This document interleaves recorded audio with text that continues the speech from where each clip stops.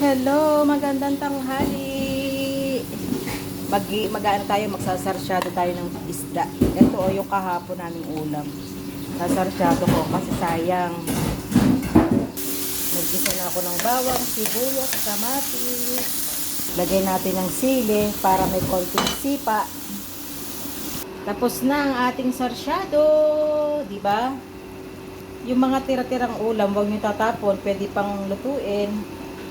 Kayo nagagawa ng paraan kung paano, 'di ba? Meron tayong sarsyado at merong humabol na hipon, yahalabos. Labos lang namin.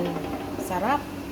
Ito yung salon na sa mga amo namin, salon ng DI, chicken, at saka yung aming rice na isang kaldero. Gumagawa na rin siya ng salata, guys. See you next video. Thank you for watching and sharing, guys. Love you guys. God bless. See you sa partihan time.